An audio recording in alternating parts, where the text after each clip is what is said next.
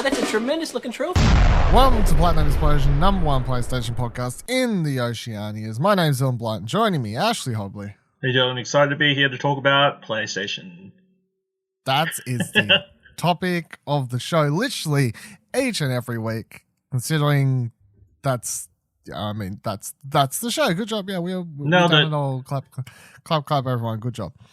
This week in the trophy cabinet, bronze trophy with the Bloodborne vinyl.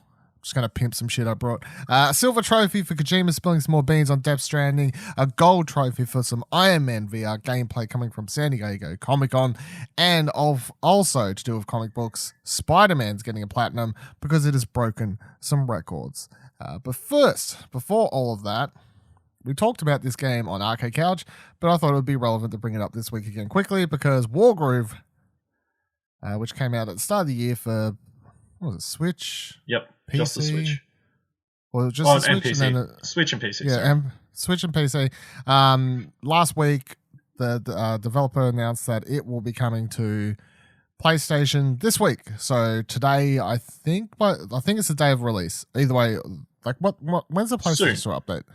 Yeah, either way, it's like by the time this drops or whenever they decide to update it. Let's be honest. Yes, yeah, exactly. So as soon as it's up, Wargroove will be on there. So Ash, explain to the people what Wargroove is and why people should care, because for a lot of people, I think it's on their, like, you know, most best games of 2019. You know, their shortlist type thing for a lot of people. So I think it's a good thing to talk about. Yeah, it's just a simple turn-based strategy game. It feels like a spiritual successor to Advance Wars, which was a huge franchise on the Game Boy Advance, probably, I think, from memory. Advance Wars. Yeah, that's what I said, right?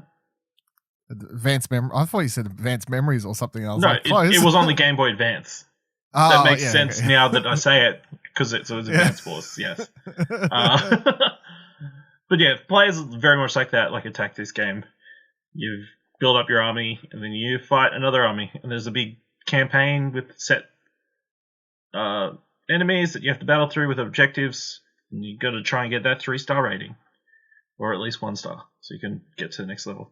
But yeah, it's amusing. All the characters, it looks very pretty. More of a fantasy theme rather than the army theme of Advance Wars, but yeah, I enjoyed it. It's my little brother likes playing it, so he just ends up playing both sides and against each other, which I don't know. He finds enjoyment out of that, so. Would you be interested on a PS4, or if it was on sale, I guess? Yeah, if it was on sale, maybe. I have to see what the platinum looks like. The trophy looks yeah, like. That too. Go for your next platinum, since probably not. But yeah, I think it would look pretty good on PlayStation. Although it's very simple, so not the most elaborate controls or anything. So. Yep. So on the blog post, what was the developer's name? I'm forgetting here. Chucklefish. They've said, 20-hour story campaign told through dynamic cutscenes, arcade mode where you can take on a series of opponents in quick succession, puzzle mode, challenges you'll need to solve in just one turn, a robust map, cutscene and campaign editor where you can even change the rules of the game without any mods or external tools, both local and online play of competitive and co-op play, as well as complete rule customization, secrets and unlockables, including a fact-filled codex, jukebox, and gallery. And PS4 players can download any of the many community-made map designs on the in-game share tab, as well as uploading their own to share between platforms. But the PS4 version does not have cross-platform multiplayer. So that's Wargroove. Yeah, I nearly got it on Switch, didn't. Nearly got it on PC one time, it was on sale, didn't. Now it's on PlayStation. I'm like, so I was just like, maybe now's the time to actually finally pick it up. But the only thing that's holding me back is, I know they say 20-hour campaign here, but I'm like, oh. That's if you're good. Yeah, I feel like that's shorter than what I feel like that's a lot shorter than what I've heard, Yeah. So and that's all these types of games. That's what kind of annoys me for these things, is they're always like 30, 40 hour fucking campaigns. I'm like, can you just not give me like a solid 10 to 15 if I'm doing a bunch of side stuff or something, you know what I mean? Like, but just a solid 10-hour campaign for these sorts of games. I don't want fucking 30, 40-hour tactical games like Oh this. no, they're making so much content for me. It's a real terrible. Well, I just want a solid. Because they've got all the the arcade stuff and the make your own maps and all that sort of stuff to extend if you want to keep playing it for long periods of time. Like, can I just not have a solid 10-hour story mode? But this was like talking about a couple weeks ago or something. Length of game turns me off sometimes. Going in, if I know that's going to take me like 34 hours, I'm like, that's a commitment. It's a commitment. Not sure if I have it in me. But nonetheless, Wargroove is out this week. So I suggest checking that out if you haven't been paying any attention, because it was on everything but PlayStation. Because it's on Xbox as well now. It came out on Xbox a month ago, I think. So yeah, now it's on everything. Everything. So first thing I wanted to quickly go over here is that there is a Bloodborne limited edition vinyl. It went up on Friday last week or something like that. I think it did. Or maybe it was Saturday, because it would have been like American Friday, I guess, or something like that. The limited edition is already sold out, which is the one I managed to snag myself, which I was quite pleased about, because I saw the tweet and the Facebook post by Lace Records, who does these special things, go up, and they were like, hey, this is going up in like 2 hours. And I was like, well, I was going to go to sleep. Better not. So then I ended up just staying up so I could snag the limited edition one. And then I was like, as soon as I finished buying it, I was at that level of tired where your eyes are, when they do that, when they feel really heavy and you're just like struggling to stay awake. To stay awake. And as soon as I like got the email through, it's like, purchase confirmed. I'm like, good. I'm gonna go. I'm gonna go to sleep now. Bye, everyone. But so I thought I'd give this a shout out because, of course, PlayStation related thing. But if you want to pick up the normal edition of that, if you're into buying these, because I know some people just like collecting them who don't even listen to them, but just have them for the cool artwork and so on and so forth. But you can snag the normal edition that's still available at the moment, but the limited edition, the double or deluxe, the deluxe double vinyl edition. Yeah, it still sounds fancy. It's. I mean, they make them all sound fancy. It's deluxe. It's just not limited edition deluxe. You don't get to be fancy and be like, I got the limited edition one. It comes with it's got 21 tracks. The one I got, the limited edition deluxe, whatever it's called, it's got 21 tracks, 2 vinyl, double-sided, 12-inch poster, and deluxe double-gated fold sleeve. Dun, dun, dun. Yeah, but I thought this was very cool. It's been a while since I picked up a video game related special vinyl. In fact, I think the last one I got was probably. Oh no, I do know. The last one I got the Spider-Man soundtrack one last year. I don't remember who that was done through though. It might have been like Mondo or someone like that. I'm not 100% sure. And the one I got before that was also last year. I grabbed the God of War one as well. So. Happy to add the Bloodborne to the collection there. Okay, cool. So into now that you talked about it, are you allowed to claim it on tax? It's a tax write-off, or do you have to play some of it? I don't know. Look at I brought it for work purposes. I brought it for Explosion Network purposes. I covered it on a podcast. Hashtag content. Okay, so. This news story comes from Kotaku Australia. It says Sony opens Adelaide office, creates 32 jobs. Sony Interactive Entertainment SIA opening a new office in Adelaide, according to a release from South Australian Premier Stephen Marshall.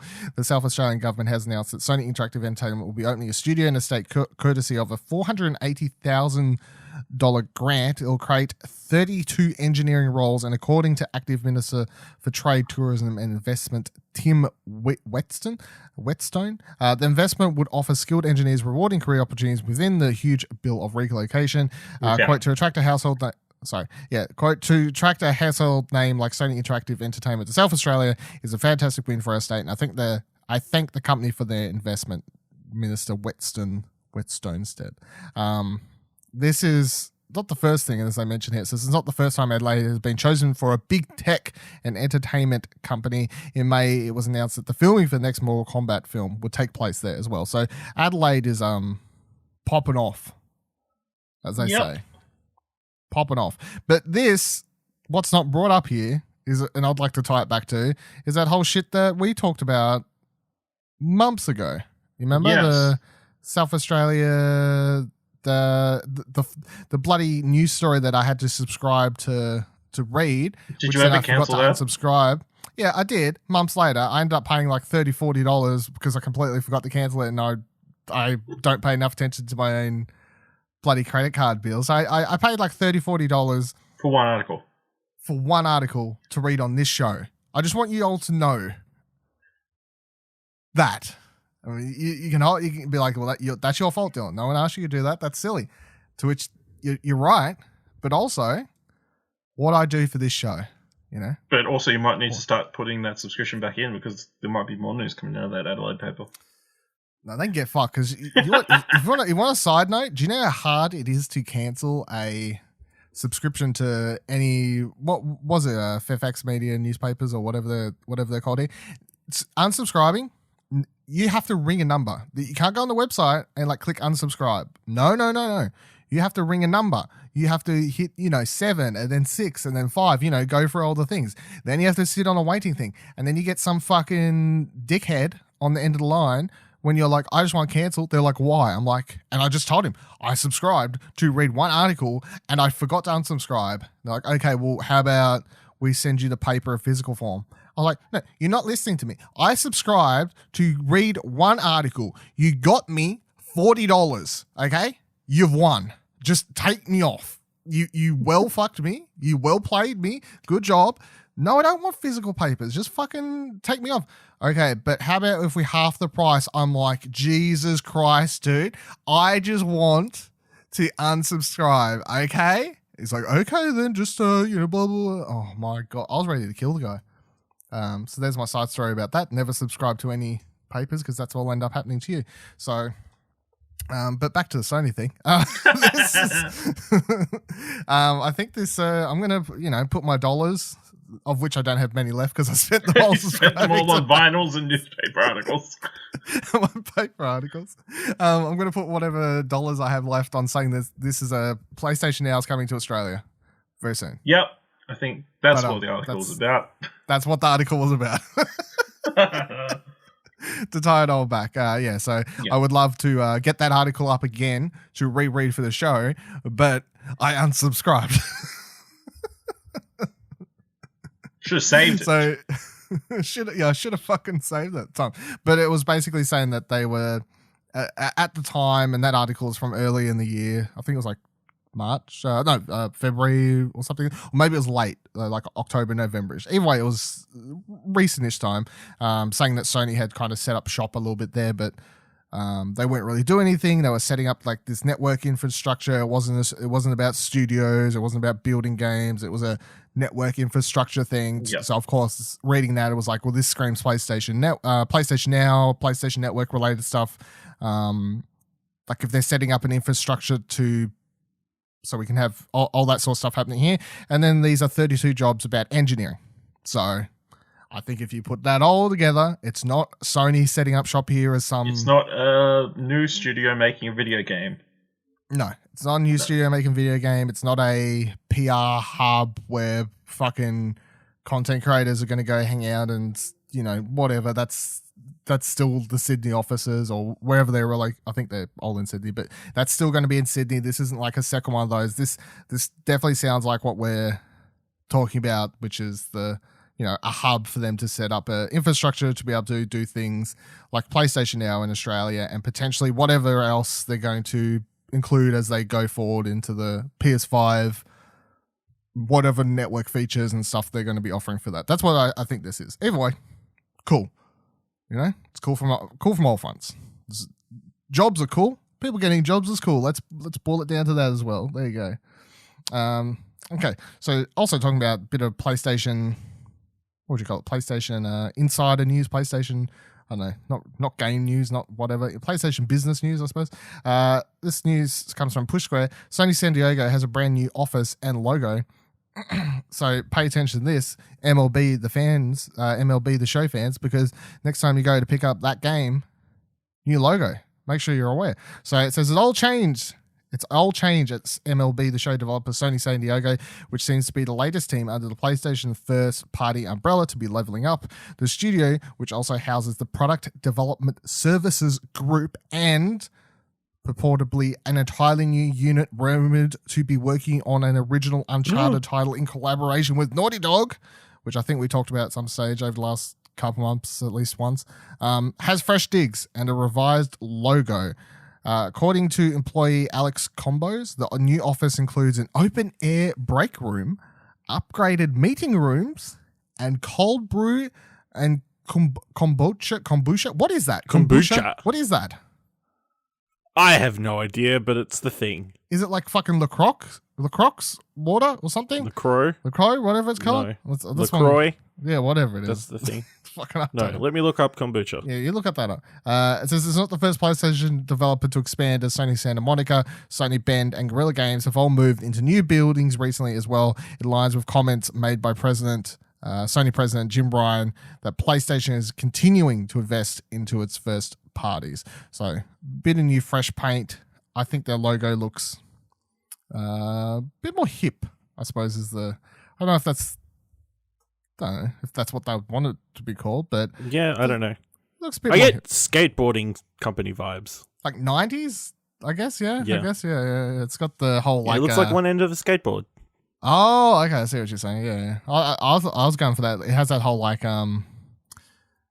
horizon colors in the background, like rising sun, like very 90s video game type thing. But yeah, at the same time, too. It looks better than the old logo, which I thought was very boring and bland. So the old logo kind of looks like a messaging app logo now. Yes, it does actually. But yeah, so nothing super interesting here. I just thought it was worth of note, and of course, I think if Sony's investing in them, and that rumor turns out to be true about the Uncharted game, which if I was a betting man, of which I have no money left to do, so I'm not, I would be putting my money saying that Uncharted game is happening, like that there is a studio there working on that, because everything that we've read about it seems to point to it to being 100% true. So that is a logo you're probably going to want to be aware of in the future. Did you find out what that thing is? What kombucha is? Yes. Yeah, tell us. Let's learn So according to Wikipedia, kombucha is a fermented, slightly alcoholic, lightly effervescent, sweetened black or green tea commonly intended as a functional beverage for its supposed health benefits. That's a lot to take in. I think it's one of those things where I hear it all the time, you know?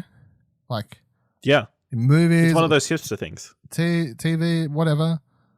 But you never go, I might Google that to find out what it is. You're just like, whatever, it's a drink. That's a lot. So it is like LaCroix. It's some hipster shit.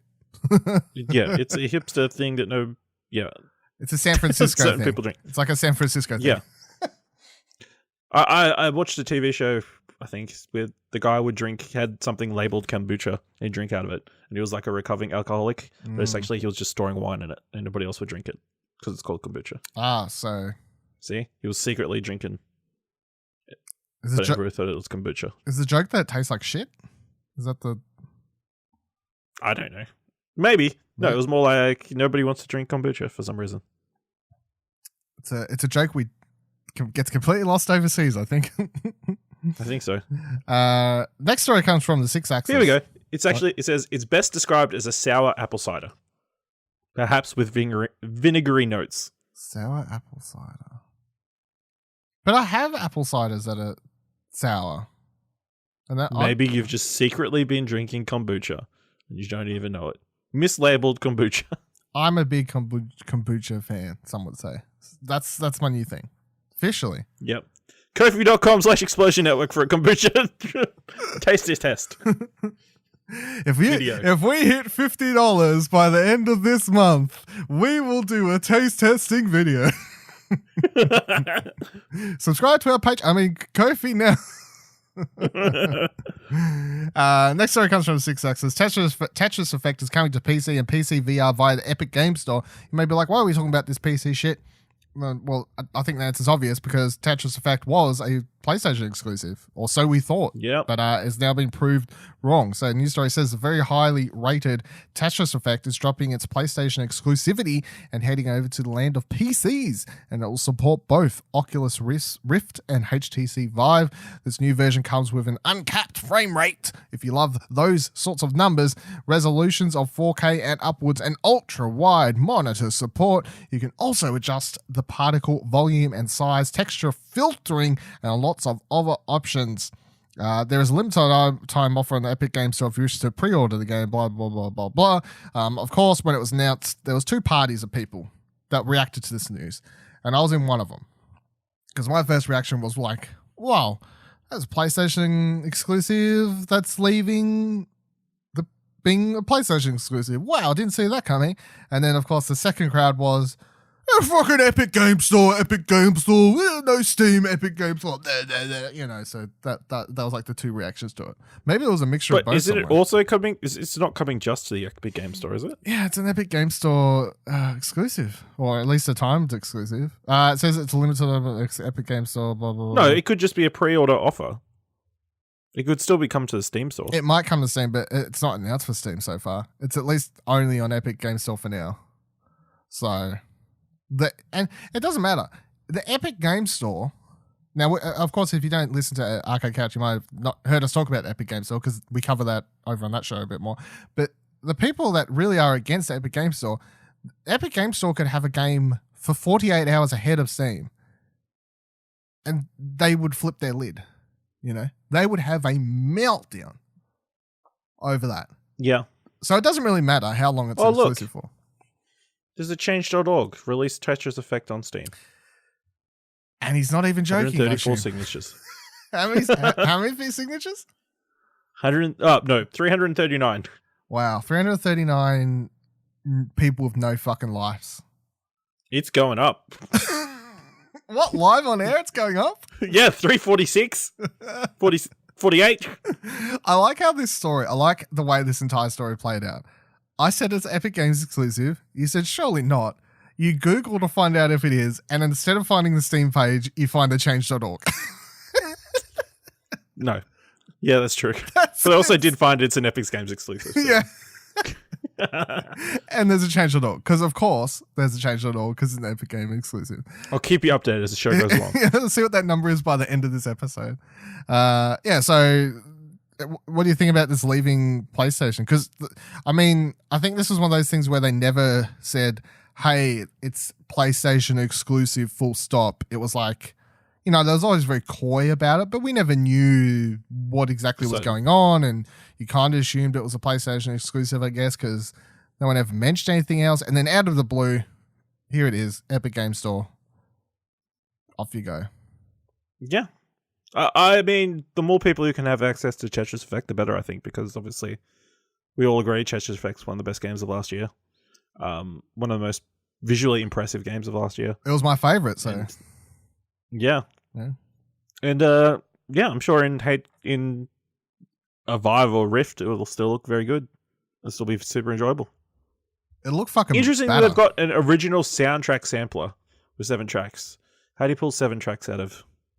I don't know how you pull any tracks out of it, because the reason people kept asking about why the soundtrack isn't available on Spotify or anything like that, and they said it's because they don't have actual versions of the songs, because the way the songs are created, the songs are built into the gameplay where they react and continue, and the length of them is dependent on your gameplay, and you know what I mean?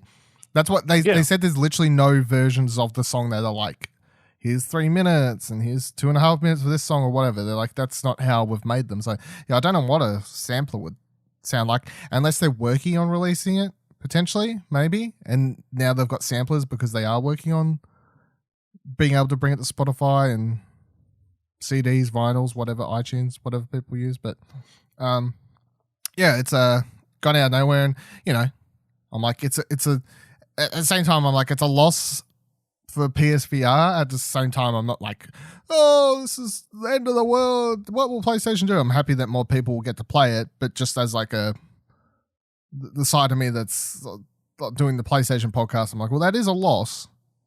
Because for some people, I know PSVR when it was when they were buying PSVRs last year, I saw a lot of people being like, Tetris Effect has pushed me to the edge. That was the game that pushed them to get a PSVR last year. I saw some people tweeting. So they've lost that now. So, just interesting, of course. But it also makes me wonder if by the end of this year, people... Because, I don't like it when people do this, but different websites have their own rules, I guess. But people are going to technically be able to say it's Game of the Year material again, I guess, depending on different sites' rules. PC Game of the Year. Yes, yeah, PC Game of the Year, of course. Yeah, exactly. So you're going to see Tetris Effect popping up in the news again, I think. So that's interesting. Next story comes from Jewel Shockers. Marvel Spider-Man tops Batman Arkham City as best-selling superhero game ever, according to the MPD. In the United States, Marvel's Spider-Man stands as the best-selling superhero game of all time. To coincide with the start of San Diego Comic-Con today / several days ago, the MPD group's Matt someone revealed a new list of top-selling superhero games of all time, and entries near the top of the list are probably what you would expect. So the full list is, and I'll just do the full list because why not? So at number 10, you have Injustice 2, which I know there's not that many, I guess, but at the same time, I'm like, okay. And number 9, Batman Arkham Asylum. Number 8, Injustice Gods Among Us. And number 7, Spider-Man the Movie 2.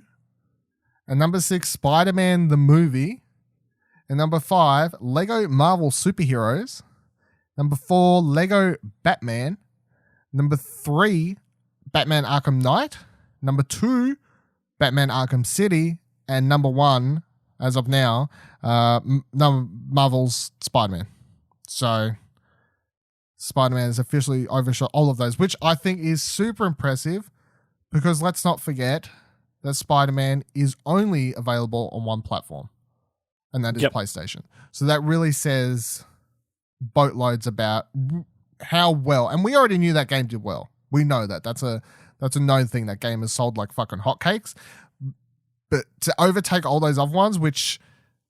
And I'm pretty sure for these MPD results, they take into account those re-releases, I think, sometimes. Surely. Probably.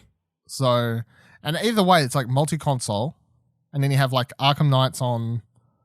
Arkham City is on like 2 things. And all those Lego games are on all the Lego games are on like everything. All the consoles. All the 3DSs through to the PS4s of the world and these sorts of things. Injustice games are on multiple consoles and stuff, whatever else. And Spider-Man being on one console overtakes it, which is, and in a rather short amount of time. In what, like less than 12 months? Yeah, it's like 9 months-ish, or what are we looking at? Yeah, I guess-ish. Yeah, something like that. It came out September last year, so 10 months. 10 months, like yeah. that. So in 10 months, it's overtaken all those other games throughout their entire lifetimes. So, yeah, it's fucking on you, Spider-Man. It makes sense. I'd argue that Spider-Man's probably the most accessible game on that list. And obviously it got huge rave reviews when it came out. In what way do you mean accessible? Like story-wise, gameplay-wise, or what? Yeah, in all aspects, I think.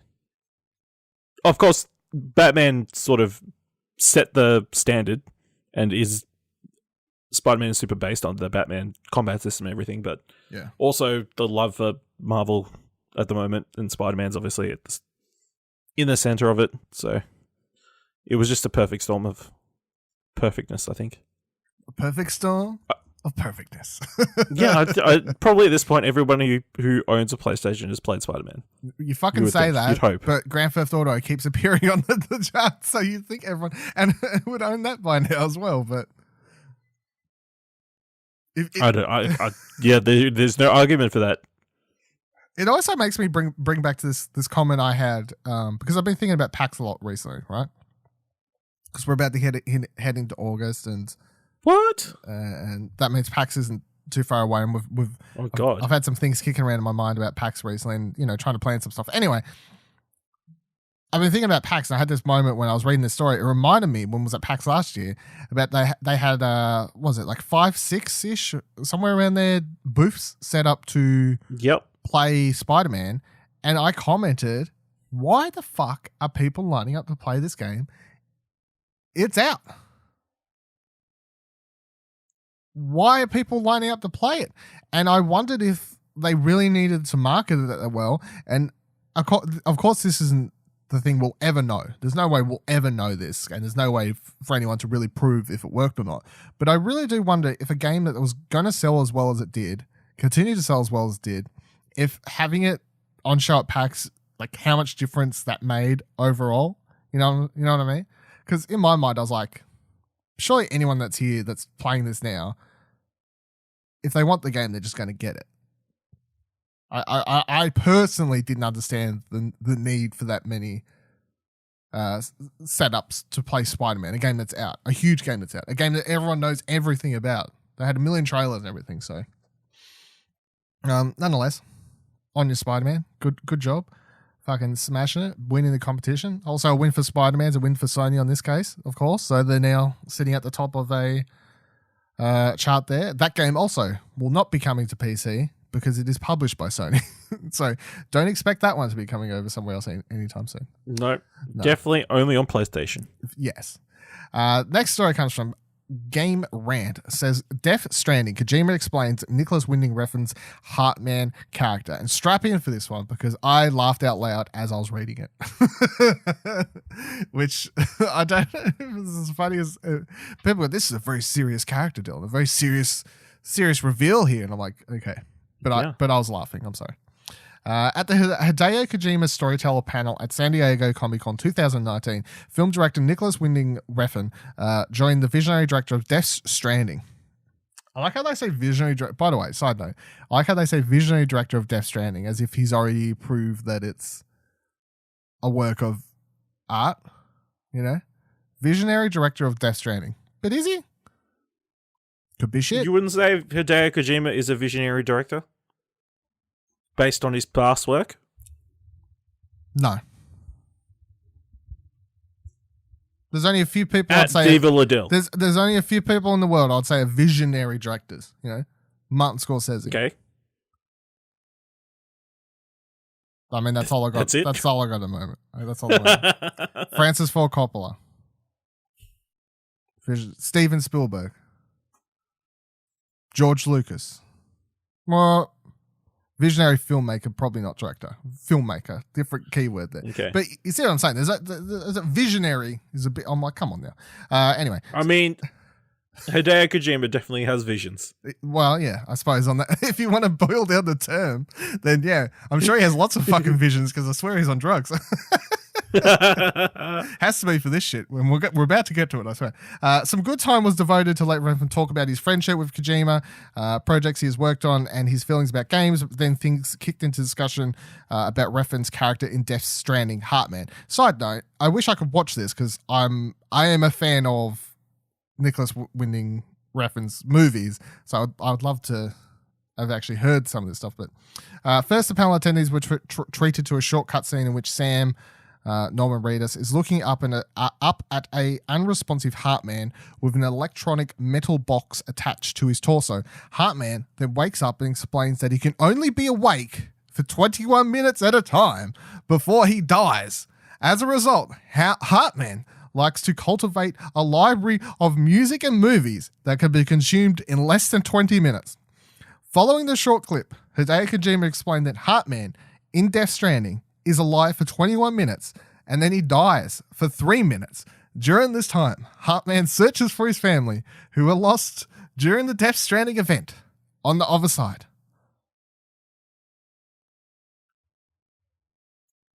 Explain to me, how do you feel about all of that, Ash? It's the most Kojima shit ever. Sounds like a shitty situation. That's what it sounds like. How do you figure out that you die every 21 minutes? I mean, yeah, you have to have someone else there. That seems like a process. Yeah, you have to have someone else there, I guess, to some box that times it. But here's what I want to pitch you. We don't have to do it next episode. or the one after, but one episode soon when there's a quiet news week. And I'm just throwing this out now. So if any other podcast steals this idea, copyright Explosion Network. But you can feel free to do it because I think it's a good challenge. You know how the YouTubers do these challenges. You do this fucking challenge. They do memes as challenges. Whatever challenges. Fucking kick the water bottle challenge. They do these days. I'm gonna call this the Heartman challenge. And what we're gonna do in a less news heavy week is the challenge is to cultivate a library of music and movies that can be consumed in less than 20 minutes. Yeah? Wouldn't that be like most music? Can't you consume most songs in less than 21 minutes? I think it'd be more impressive to consume music that's longer than 21 minutes. Or are you wanting to listen to a whole album in under 21 minutes? We're gonna make some rules. You have to have several movies. And you may be like, how does that work? Several movies are short films. Too long, obviously, for 20 minutes. How's that work? And I have no idea if this is how it's working in the game, but this is how it's working in my head. This is how I read it as. You're going to pick some things. And let's say off the top of my head, I'm going to pick this 5-minute scene of Star Wars, this 2-minute scene from Back to the Future, this, you know what I'm saying? This 2-minute 30 song. So you're going to Frankenstein a 21-minute experience. You're Frankensteining a 20-minute experience that is a combination of movies and music. And you're going to have at least 3 of each. Minimum. Okay. So I'm laying it all out here now, online, live on air, and we're going to do it down the road. It could be fucking next week. The way PlayStation has no fucking news coming out. It could be next week. Let's be real. But if they drop a state of play or something, we're like, what news? I'll save it for later or something like that. But we'll do it because you got to zombie challenge it. And listeners, if you'd like to send in your Heartman challenge, you can the Twitters, the mails, platinum@explosionnetwork.com. Discord, explosionnetwork.com Discord, the Twitters at the end, however you want to do it. If you want to steal it and do it on your own podcast, you can do that too. You just credit me because I've come up with the best challenge. It's called Hashtag Heartman Challenge. Hashtag Heartman Challenge for sure. Yep, so, just send in your time codes.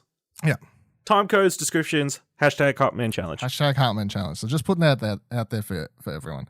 And we'll get to that. I actually think it's the best thing I've ever done. I could die tomorrow, and they'll be like, my Wikipedia page, Dylan Blight, co-founder of Explosion Network, created the Heartman Challenge. Created the Heartman Challenge, leeching off the visionary director of Stranding, Hideo Kojima. And then when you open up the full text, it says, although he leached the idea of visionary director Hideo Kojima, he did question in his last podcast episode if he is really a visionary or not. Oh dear. Okay. They also announced. I think. Do we know what this Death Stranding event that they mentioned is? No. Has it been mentioned before? No. Well, yes. Do we know what it is? No. No. Okay. No. So something happened. Yeah. Called the Death Stranding. Yes. Okay. It's the end of the world. It's an apocalyptic end. You know. Maybe it's like a snap. Could be. I really... Mads Mikkelsen is actually Thanos. It's unbelievable. Well, yeah, I don't know. We go down this road, we'll be here for fucking 5 hours trying to piece together this shit. They also released at Comic-Con the box art. The baby is the Soul Stone. I don't know how I feel about this remake of the Avengers films all of a sudden. They released the box art and a still book artwork for the game. The box art, whatever, it's got, he's on there with he's looking up and whatever else. The still book, what's the character's name again? I just fucking read it and I've already forgot. Sam or whatever it is. Sam, isn't it? Sam, yeah. The still book has Sam without all his gear on, and he's got his face covered in mud and whatever else. Covered in the black goo stuff. I like to look at the still book. I don't mind this. My biggest question is, can I get the Steelbook without pre-ordering that baby edition? That's my problem. Probably. I'm going to hope there's a, as we've talked about previously, there's usually about 4 different fucking special editions for everything that comes out these days. So I'm hoping that I can, pay the $120, whatever it is, a little bit more than the expensive just to get a Steelbook edition, some shitty DLC or some crap like that that I don't really care for or need. But I don't want to pay for that. I don't want to pay for that collector's edition. Well, it says here the Americans have it, Death Stranding Special Edition, and then there's the Death Stranding Collector's Edition, which is the baby one. But that's I don't want that baby. There is currently a Death Stranding Special Edition at the site that's rhymes with EC. Dames. Yeah. Oh. EC Dames. Oh my god. Yeah. So I'll probably have to. I couldn't see it on there when I looked yesterday, so must have been. Maybe it just came up. Must have been updated or something. Cool. So that means I can get that. So if you want a Steelbook, I say it looks pretty good for a Steelbook. You get my official Dylan like Steelbook photo of approval for that one. We all know Dylan is Steelbook connoisseur. Also, will be on my Wikipedia page. PSVR for the players. So there's a couple of VR stories to go this week that I think are pretty interesting this week. The first one is that Oculus wants to trade with Sony for PSVR exclusives. The story comes from Push Square. It says, in what would be an unprecedented instance of video game swapsies, Oculus bigwig Jason Rubin has said that his company would love, as in quote, to trade exclusive games with competitor Sony. The former Naughty Dog man told Kotaku that, quote, they have great stuff that they've funded, and we have great stuff that we've funded. The insinuation, perhaps, is that PlayStation were to port a title such as Blood of Truth to the Oculus Rift, it would be willing to return the favor with a release such as Lone Echo.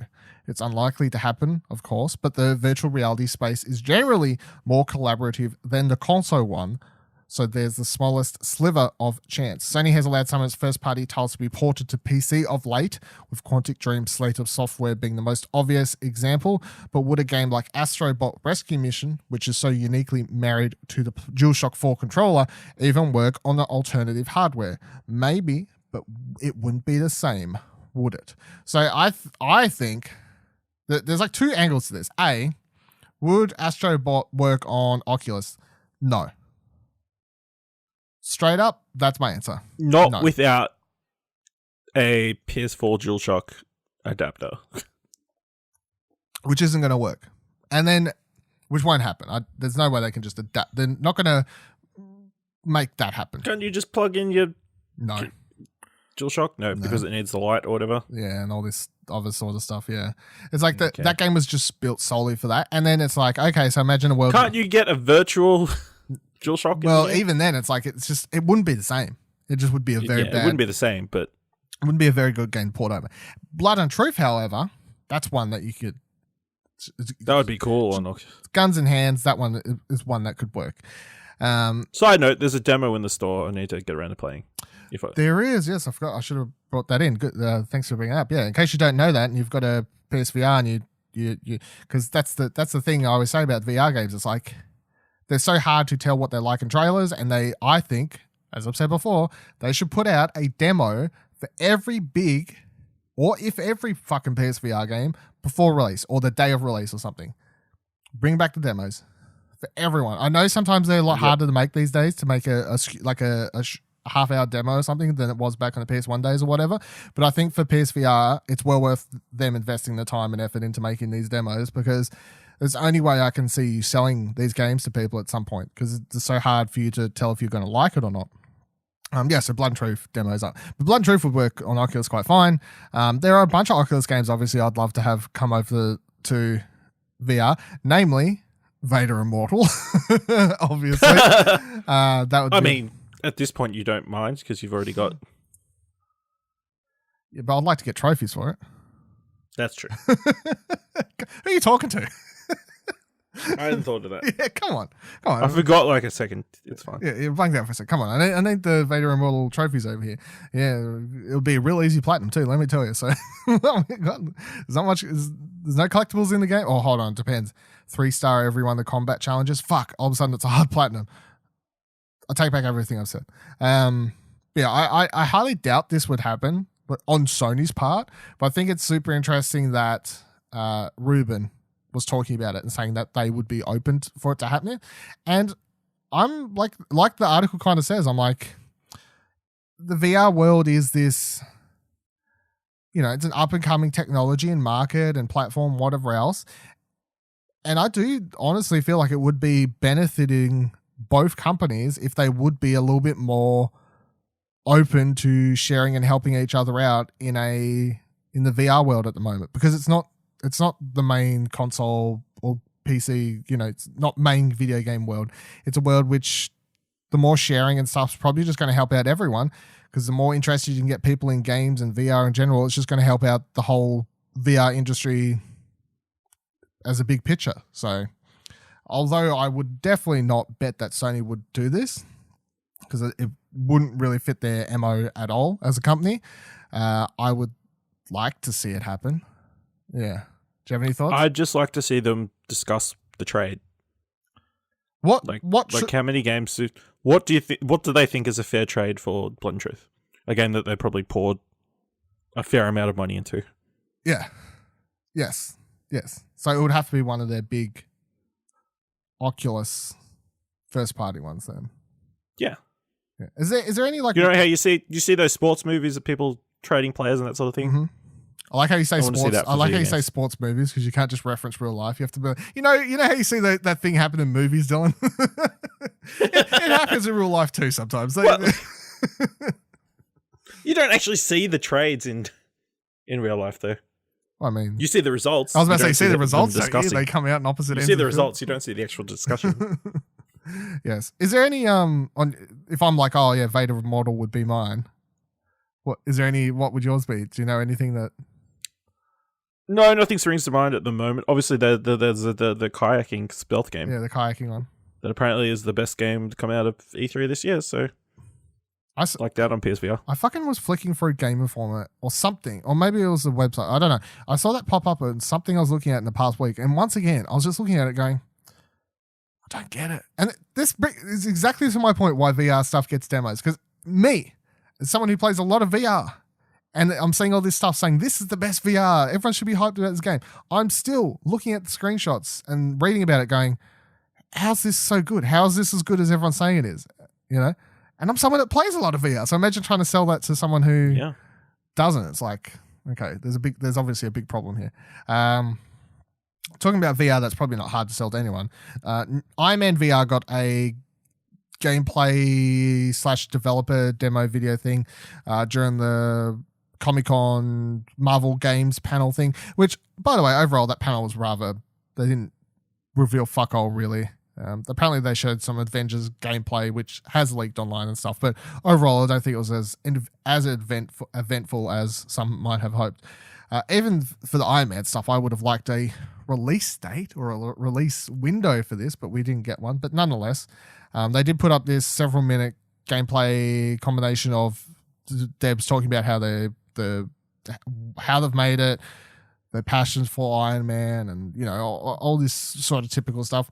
And it looks really cool. It's like I've read about it and heard people talk about it, and I'd say that visually, from what I was seeing in the video, visually it looked a lot better than I was kind of expecting it to look, I guess. Like it looked quite nice. The UI design that you'll have when you have the headset on, the typical Iron Man design, and then looking around the world and being able to, they say it's like a rather large open sandbox area where you're going to be able to, several open sandbox areas, I guess, throughout the game where you're going to be able to fly around and do combat. And the way it all plays just seems to make sense, I guess. Like you hold your thrusters down to go up and sideways to steady yourself, or put one up to just hold still, while the other one you can put your hand out and shoot enemies, and so on and so forth. And then if you ever get disorientated, they've got this nice thing I noticed on screen where the way your position currently as Iron Man is represented in the HUD to you. So if you ever like, what am I doing right now? Like,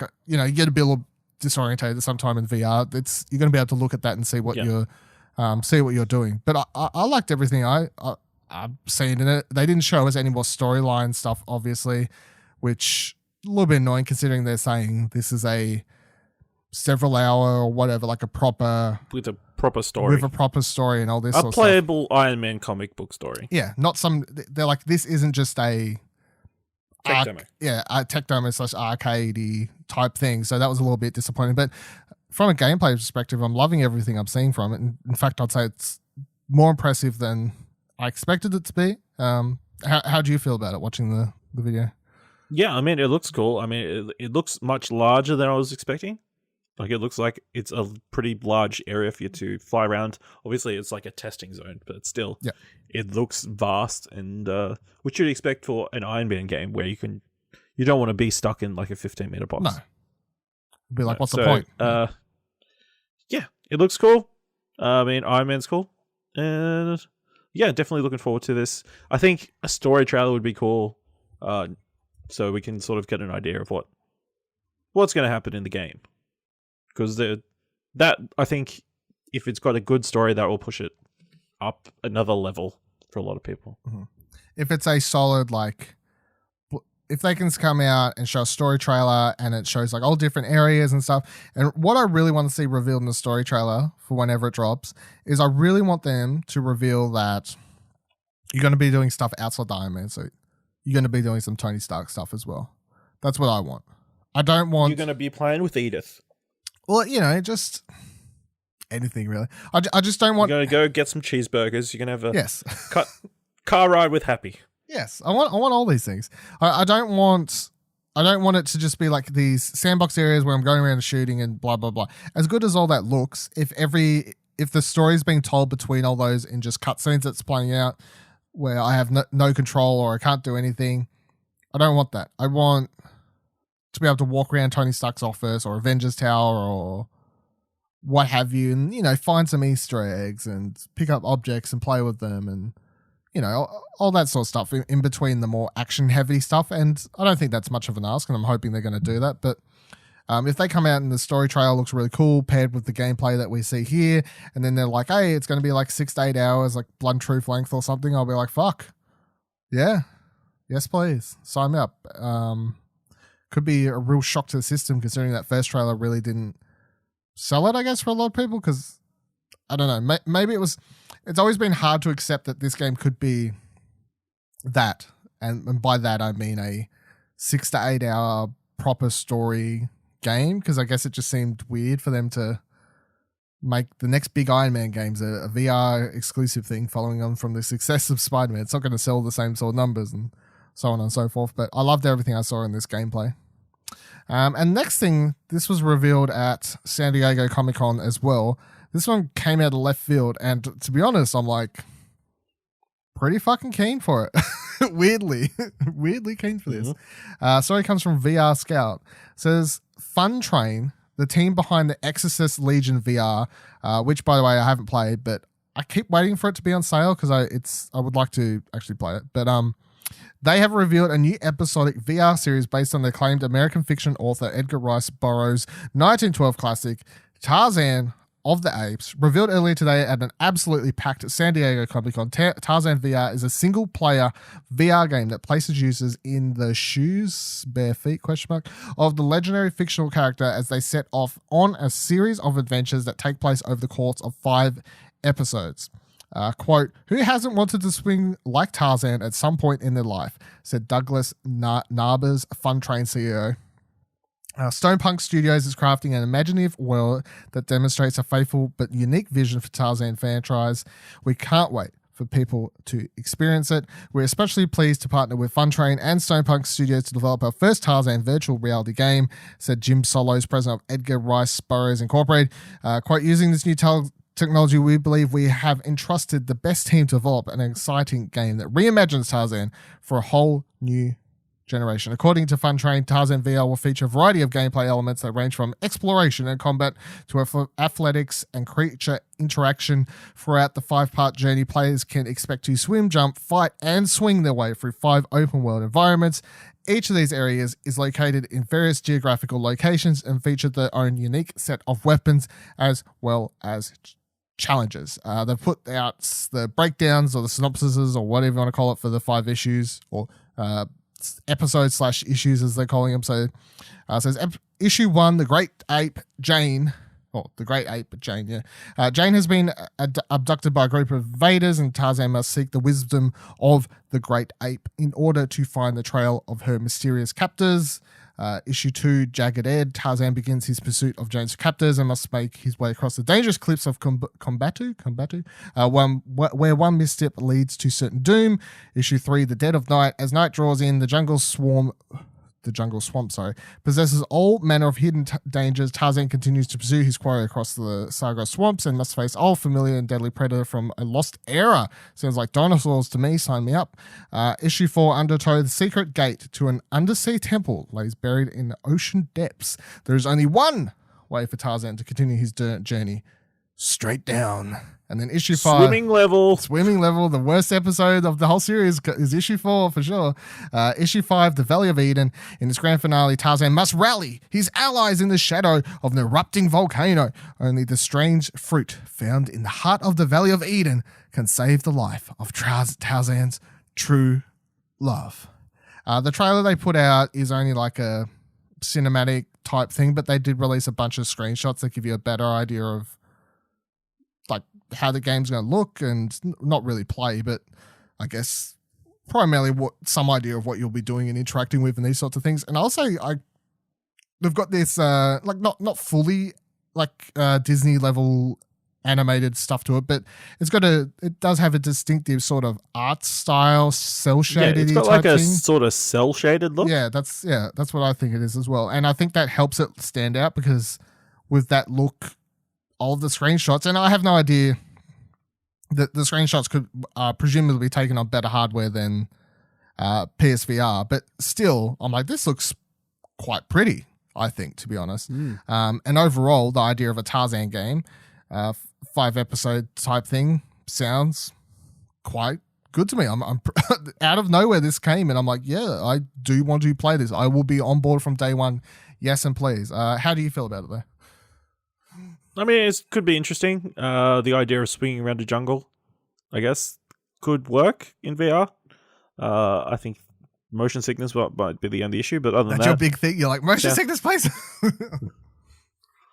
No, like, I imagine him swinging through the jungle like Spider-Man swings through New York, you know? He just so happens to have vines convenient placed everywhere. Well, maybe. I don't know. I doubt I'll have as much freedom as that. It'll probably be more scripted. You know what I mean? Like, run, hold a button, do this. It'll be a bunch of QuickTime events. Yeah. Or the equivalent of QuickTime events in VR of like, hold your hands here, do this sort of thing. But yeah, as I haven't played those Exorcism Legion VR things, but they got pretty, decent reviews. So I'm not like doubting the quality of this as a 5-episode series thing. And the Exorcism's 5 episodes released over, I think, a 12-month period. Like, it wasn't, drawn out massively or anything like that. And I think you could buy a season pass or whatever you want to call it for that as well. So, yeah, I'm down for this. I like the idea. I like the idea of this, and everything that they show in the screenshots here, where he's like actually killing people and you've got weapons. The last and stuff. screenshot, he's holding 2 axes with jagged rocks as the axe. Yeah, and then there's a guy on the ground. Yeah. So this isn't your Disney Tarzan. Doesn't take much to add 1+1. Yeah. This ain't no Disney Tarzan. And I think that's why they point out it's like based on the 1912 novel, not the this isn't in partnership with Disney or something like that. So yeah, so I think that's really cool. Looking forward to it. Don't love the logo is the only thing. Don't love the logo. It looks Tarzan-ish to me. Do you think? No? Why is the Z so big? Because Tarzan. I don't know. Also, it just reminded me of something I was about to move on before I shout it out. In that trailer, I highly suggest everyone check out the trailer. It's not very impressive apart from one part at the end where it does the whole, or, the Tarzan sound, whatever you want to call that. Swinging through the jungle. Oh. Yeah, that. Thank you. See, Ash does it better than me. And he was looking around like he wasn't going to do it. He was building up to it. I thought that was George of the Jungle. Yeah, no, come on. Tarzan came first. George of the Jungle. Look out for that tree. What a good movie. Brendan Fraser, man. Yeah.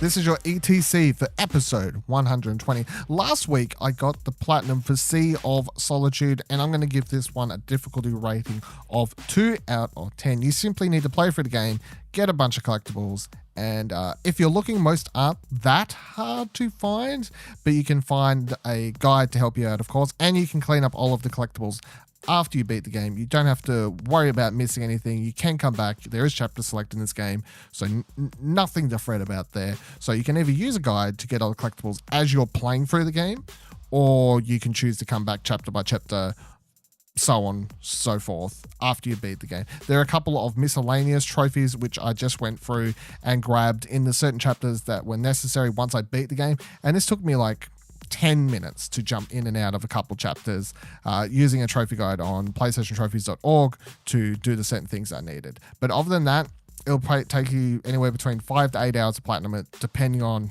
if you use the collectible guide from the second you start the game or if you choose to go through after. That's really up to you. But it's an easy platinum. A list that dropped for last week for a game that released last week was Etherborn. It got generally positive reviews, but it's apparently also a rather easy platinum. A quick search around the web revealed a couple of video guides which estimated the plat would take you about an hour if you follow the videos for all of the puzzle solutions in the game. So an hour platinum? Yeah, that's probably one to chuck on the old wish list. And the last of a list I had to bring up this week was your Radicalica Games fix. There is a game coming out called Mochi Mochi Boy. Honestly, I didn't look what it's about. Who cares at this stage? It currently has 380 platinum achievers out of 420 players. 420 nice. Yeah, you know what I'm saying. 420 players on PSN profiles as of recording. And it's a Vita game as well, so you've got the cross-play. You can get the list twice, is what I'm trying to say. It's a Radicalica Games list. What more do you need to know? Chuck this one on your wish list as well. Thank you for joining us on this week's episode of Platinum Explosion. You can follow me on Twitter at Vivaladil, Vivaladil. You can follow Ash on Twitter at Ashley Hobby. Ashley Hobby. Ashley Hobley, ASHLEYHOBLEY. You can follow the show on Twitter at Plat Podcast, and you can help out the show by giving us a review on either Apple Podcasts or Podchaser, or alternatively, if you like the episode, just tweet us to let us know that you like the episode. Would appreciate that quite a lot. You can join the Discord to chat about games, or send in your hashtag Deadman challenges ask for trophy tips and sending questions or topics to the show at explosionnetwork.com/discord. And this is, of course, a product of the Explosion Network, of which you can find many more shows, articles, news, reviews, and much more at explosionnetwork.com. And you can follow Explosion Network on Twitter at explosionpod. Until next week, remember that every trophy counts.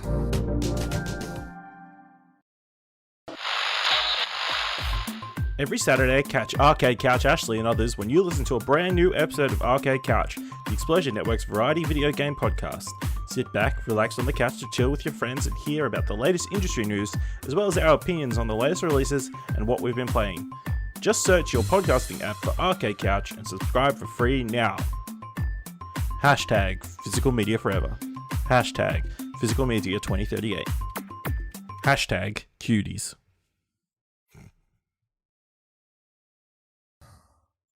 So this petition is fuck yeah, 356. What was the number before?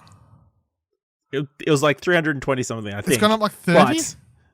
But this petition is actually from 8 months ago.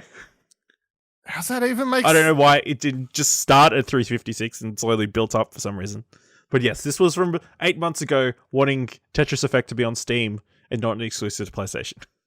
And now people are signing it because... I mean, they got halfway. So now people are just signing it because they're like, oh, fuck it. No, nobody signed it in 3 months. Oh.